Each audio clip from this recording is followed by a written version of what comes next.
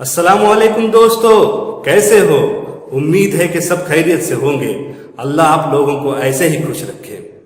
मैं यासीन कन्नूर, जिला परिषद उर्दू स्कूल हेरले, केंद्र हथकरंगले जिला सतह पर ली गई सरगर्मियों में गौरव खोस इस नुक्ते पर अपने ख्यालात का इजहार करना चाह रहा हूँ।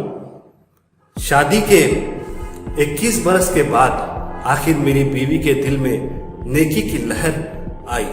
कुछ कहने से पहले वो झिझकी और शर्माई, अपने दिल की उस अर्थ पर इतराई और फिर बोली, आज उस औरत को तुम डेट पर ले जाओ जो तुम्हारी चाहत में दीवानी है, जिसकी भीगी आंखों में वीरानी है। मुझको तुमसे प्यार बहुत है, तुमसे 2 लम्हे की दूरी दुश्वार बहुत है, पर मेरा दिल नरम बहुत है, आंखों में शर्म बहुत है। वो औरत तुमसे मिलने की तालिब है, चाह तुम्हारे उसके दिल पर भी गालिब है। वो तन्हा है, दूरी का दुख सहते सहते उब चुकी है, अकेलेपन के सागर में वो चुपके डूब चुकी है। मेरी बीवी ने जिस औरत से मिलने की छुट्टी दी थी वो मेरी माँ थी, जो पिछले 19 बरस से बेवा और तन्हा और अकेली रहती थी, और मैं अपनी बीवी, बच्चों और काम धंधों को डोरी से बंधा हुआ था, उससे कम ही मिल पाता था। फोन किया जब मैंने माँ को रात के खाने की दावत दी, वो हैरान से होकर बोली, अल्लाह तुमको खैर से रखे, आज तुम्हारी तबीयत तो ठीक है ना? मैं शर्मिंदा होकर बोला, माँ मैं बिल्कुल ठीक और फिट हूँ, सिर्फ तुम्हारे साथ कुछ अच्छा वक्त बिताने की ख्वाहिश है। घूमेंगे, खाएंगे, बहुत सी बातें होंगी। प्यारी माँ, हम दोनों होंगे और बस हम दोनों होंगे। वो एक लम्हा सोच कर बोली, ठीक है बेटे, मैं शाम को तैयार रहूंगी। काम से फारिग होकर जब मैं अपनी माँ को लेने पहुंचा, मेरी माँ भी बेहद खुश थी, वो भी नर्वस थी। हल्का नीला सुंदर जोड़ा मेरी माँ के जेबे तन था।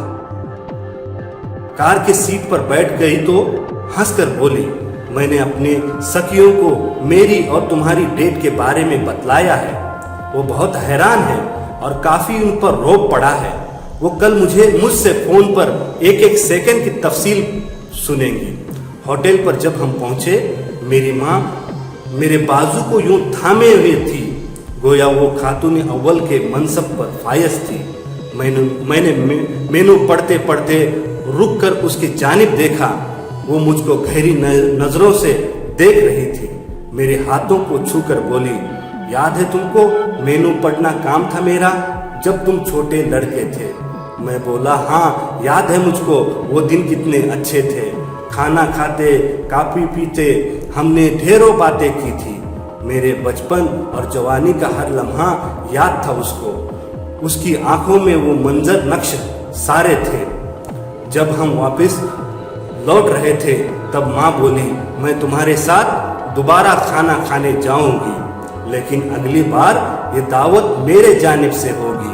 मैंने भी हंसकर हामी भर ली। माँ को उसके घर पर छोड़कर रात गए जब मैं अपने घर पहुंचा, मेरी बीवी हंसकर बोली, कैसी थी डेट तुम्हारी? तब मैं अगली डेट के बारे में सोच रहा था, जिसकी हामी मैं भर आया था, मगर बहाना गढ़ने की नौबत न आई। मेरी माँ तो 21 दिन बाद उसी डेट तक जी न पाई। 1 हफ्ते के बाद एकदम वो दुनिया छोड़कर चली गई। माँ के मर जाने के बाद एक लिफाफा मेरे नाम आया। उसमें क्या था? एक रसीद की काफी थी उस होटल की जिसमें हमने खाना खाया था। एक पर्चा भी साथ था उसके, जिस पर माँ के हाथों से नोट लिखा था, मेरे बेटे, मैंने जिस खाने की दावत तुमको दी थी उसके बिल की पेमेंट मैंने कल एडवांस कर दी है।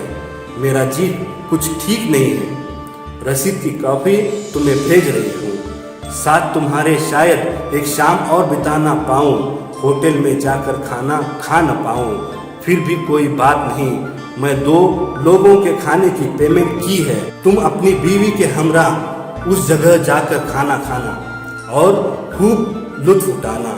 मेरे जानिब से ये दावत मोहब्बत का एक टोकन है, शायद तुम इसे जान पाओगे। जिस सब हमने खाना खाया, बातें की थी, मेरे वीरान जीवन में वो सुंदर शब्द आबाद बहुत है, बाकी जीवन खुश रहने को एक शब्द की याद बहुत है।